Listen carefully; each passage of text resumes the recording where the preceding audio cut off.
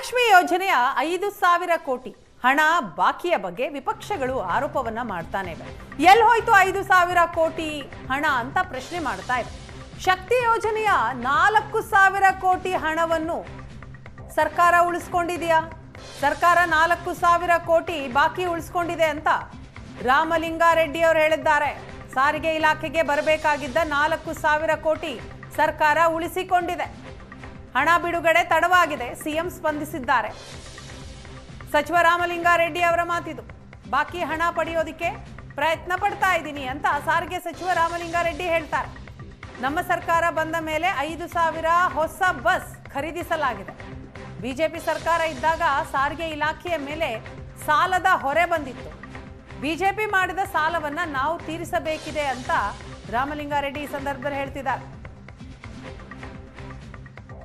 ಸರ್ಕಾರದ ಮಹತ್ವಾಕಾಂಕ್ಷೆ ಶಕ್ತಿ ಯೋಜನೆಗೆ ಹಣಕಾಸಿನ ಸಮಸ್ಯೆ ಎದುರಾಗಿದೆಯಾ ಇಂಥ ಒಂದು ಆರೋಪನ ಇದೀಗ ಪ್ರತಿಪಕ್ಷಗಳು ಮಾಡ್ತಿರುವಂಥದ್ದು. ಸ್ವತಃ ಸಾರಿಗೆ ಸಚಿವ ಅಂತ ರಾಮಲಿಂಗಾರೆಡ್ಡಿ ಅವರು ನಮ್ಮ ಜೊತೆಗಿದ್ದಾರೆ, ಅವ್ರನ್ನ ಮಾತಾಡ್ಸೋಣ.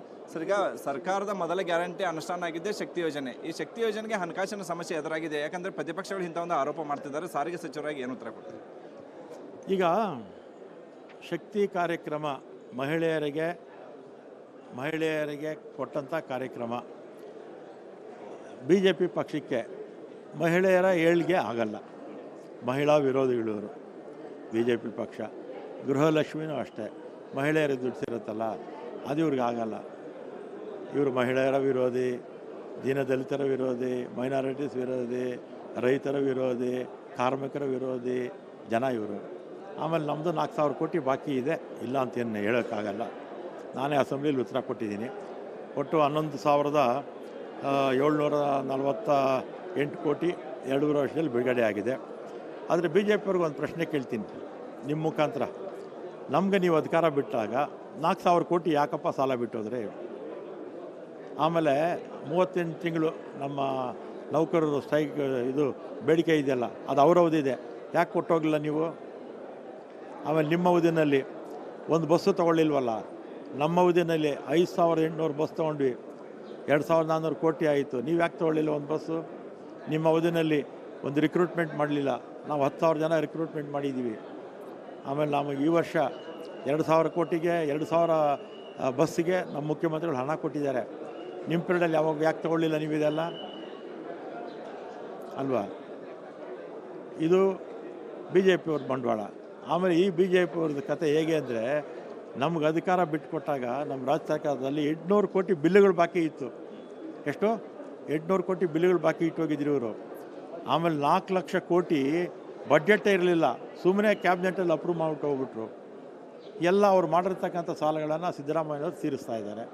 ಸರ್, ಈಗ ನೀವು ಹಿರಿಯ ಸಚಿವರು ಸರ್, ಸಿ ಎಂ ಗಮನಕ್ಕೆ ಏನಾದ್ರು ತಂದಿದ್ದಾರೆ? ಯಾಕಂದರೆ ಭಾಳಷ್ಟು ಮಹಿಳೆಯರಿಗೆ ಅನುಕೂಲ ಆಗಿದೆ ಈ ಯೋಜನೆ, ಮತ್ತು ನಿಲ್ಲುವ ಆತಂಕನೂ ಇದೆ ಅನ್ನುವಂಥ ಚರ್ಚೆಗಳು ಆಗ್ತದೆ. ಸಿ ಎಂ ಗಮನಕ್ಕೆ ತಂದಿದ್ದಾರೆ, ಅವ್ರು ರೆಸ್ಪಾನ್ಸ್ ಹೆಂಗೆ ಮಾಡಿ? ಯಾಕಂದರೆ ಗೃಹಲಕ್ಷ್ಮಿ ಯೋಜನೆ ವಿಚಾರದಲ್ಲಿ ಗೃಹಲಕ್ಷ್ಮಿದು ಶಕ್ತಿದು ಎಲ್ಲ ಸಿ ಎಂ ಗಮನದಲ್ಲಿದೆ.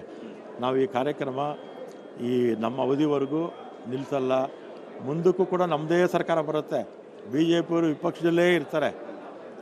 ಈಗ ಸಂಖ್ಯೆ ಇದೆಯಲ್ಲ ಅವ್ರದ್ದು, ಅದಕ್ಕಿಂತಲೂ ಕಡಿಮೆ ಆಗುತ್ತೆ. ನಾವು ಜನಪರ ಕಾರ್ಯಕ್ರಮಗಳು ಕೊಡ್ತೀವಿ. ಬಿ ಜೆ ಪಿ ಇದ್ದಾಗ ಯಾವ ಜನಪರ ಕಾರ್ಯಕ್ರಮ ಕೊಟ್ಟರು ಇವರು? ಯಾವ ಕಾರ್ಯಕ್ರಮ ಕೊಟ್ಟರು ಹೇಳ್ಬಿಡಿ ನೋಡೋಣ. ಬಿ ಜೆ ಪಿ ಪ್ರಶಸ್ತಿಗಳಲ್ಲಿ ನಮ್ಮನ್ನು ಬೀಟ್ ಮಾಡೋರು ಯಾರೂ ಇಲ್ಲ. ಸರ್, ಇನ್ನೊಂದು ಸರ್, ಸಾಕಷ್ಟು ಸಿಬ್ಬಂದಿಗಳು ಕೂಡ ನಿಮ್ಮ ಕಾರ್ಮಿಕರು ಕೂಡ ಪ್ರತಿಭಟನೆ ಮಾಡುವಂಥ ಹಂತಕ್ಕೆ ಬಂದಿದ್ದಾರೆ. ಯಾಕಂದರೆ ಅವ್ರ ಬೇಡಿಕೆಗಳು ಸಾಕಷ್ಟು ಇದ್ದಾವೆ. ಹಿಂದಿನ ಸರ್ಕಾರದಲ್ಲಿ ಈಡೇರಿಲ್ಲ, ನೀವು ಆದರೂ ಬಂದರೆ ಈಡೇರುತ್ತೆ ಅಂತ. ಬಟ್ ಆರ್ಥಿಕ ಸಮಸ್ಯೆ ಅದರಿಂದ ಅದು ಆಗಕ್ಕೆ ಸಾಧ್ಯ ಆಗ್ತಿಲ್ಲ. ಹೆಂಗೆ? ಅವ್ರಿಗೆ ಬಿ ಜೆ ಪಿ ಸರ್ಕಾರದ ಬಗ್ಗೆ ವಿಶ್ವಾಸ ಇಲ್ಲ, ನಮ್ಮ ಬಗ್ಗೆ ವಿಶ್ವಾಸ ಇದೆ. ಸ್ವಲ್ಪ ಏನೋ ಪರಿಹಾರ ಇದೆ ಮಾಡಿಕೊಡೋಣ. ಅಂದರೆ ಅವರು ಈಗ ಸ್ಯಾಲ್ರಿ ಸಲುವಾಗಿ ಲಾಸ್ಟ್ ಟೈಮ್ ಪ್ರತಿಭಟನೆ ಮಾಡಿ ಬಸ್ ಓಡಿಸೋದೆಲ್ಲ ಬಂದ್ ಮಾಡಿಸಿದ್ರು ಸರ್. ಮಾತಾಡಿದ್ದೀನಿ, ಮೊನ್ನೆ ಎಲ್ಲ ಮಾತಾಡಿದ್ದೀನಿ. ಮೊನ್ನೆ ಮೀಟಿಂಗ್ ಇತ್ತಲ್ಲ 13ನೇ ತಾರೀಕು, ಏನೋ ಒಂದು ಪರಿಹಾರ ಕಂಡಿದ್ದೀನ. ಓಕೆ ಸರ್, ಸರ್ಕಾರ ಇದೆ ಈ ಬಜೆಟಲ್ಲಿ ಮೀಸಲಿಡ್ತಾ ಅನಿಸುತ್ತೆ ಸರ್? ಯಾವುದಕ್ಕೆ? ನಿಮ್ಮ ಬಾಕಿ ಇರೋ ಹಣ ಕೊಡ್ತಾರೆ ಬಿಡಿ. ಈಗ ಬಿ ಜೆ ಪಿ ಸರ್ಕಾರದಲ್ಲಿ ಒಂದು ಬಸ್ಸು ತೊಗೊಳ್ಳಿಲ್ಲ. ನಾವು 5,700 ಬಸ್ಸು 800, ಈಗ 2,000 ತೊಗೊಳ್ತಾ ಇದ್ದೀವಿ. ಅವ್ರು ಒಂದೇ ಒಂದು ರಿಕ್ರೂಟ್ಮೆಂಟ್ ಮಾಡಲಿಲ್ಲ, ನಾವು 10,000 ಜನ ರಿಕ್ರೂಟ್ಮೆಂಟ್ ಮಾಡಿದ್ದೀವಿ. ಅವ್ರು ಮಾಡಿರೋ ಸಾಲಗಳು ನಾವು ತೀರಿಸ್ತಾ ಇದ್ದೀವಿ. ನಮಗೆ ಅಧಿಕಾರ ಬಿಟ್ಟುಕೊಟ್ಟ KSRTCನಲ್ಲಿ 4,000 ಕೋಟಿ ಸಾಲ, ಪ್ಲಸ್ ಆ ಎಂಪ್ಲಾಯೀಸ್ದು ಅವರು ಬಾಕಿ ಕೊಡಬೇಕಂತಾರಲ್ಲ, ಅದೊಂದು 1,700 ಕೋಟಿ. ಇದೆಲ್ಲ ಇವರೇ ನಮಗೆ ತಲೆ ಮೇಲೆ ಇಟ್ಬಿಟ್ಟು ಹೋಗ್ಬಿಟ್ಟಾರೆ. ಇಷ್ಟು ಸಾರಿಗೆ ಸಚಿವ ರಾಮಲಿಂಗಾರೆಡ್ಡಿ ಅವರು ಹೇಳ್ತಿರುವಂಥದ್ದು. ಸರ್ಕಾರ 4,000 ಕೋಟಿ ರೂಪಾಯಿ ಕೊಡಬೇಕಾಗಿದ್ದು ನಿಜ. ಬರ್ತಕ್ಕಂಥ ದಿನಗಳಲ್ಲಿ CM ಅವರು ಕೊಟ್ಟೆ ಕೊಡ್ತಾರೆ. ಶಕ್ತಿ ಯೋಜನೆ ಯಾವುದೇ ಕಾರಣಕ್ಕೆ ನಿಲ್ಲಿಸೋದಿಲ್ಲ ಅನ್ನುವಂಥ ಮಾಹಿತಿಯನ್ನು ಏಷ್ಯಾನೆಟ್ ಸುವರ್ಣ ನ್ಯೂಸ್ಗೆ ಸಾರಿಗೆ ಸಚಿವ ರಾಮಲಿಂಗಾರೆಡ್ಡಿ ಅವರು ನೀಡಿರುವಂಥದ್ದು. ಕ್ಯಾಮರಾ ನಾಗರಾಜ್ ಜೊತೆ ಅನಿಲ್ ಕಾಜ್ಗಾರ್, ಏಷ್ಯಾನೆಟ್ ಸುವರ್ಣ ನ್ಯೂಸ್, ಬೆಳಗಾವಿ.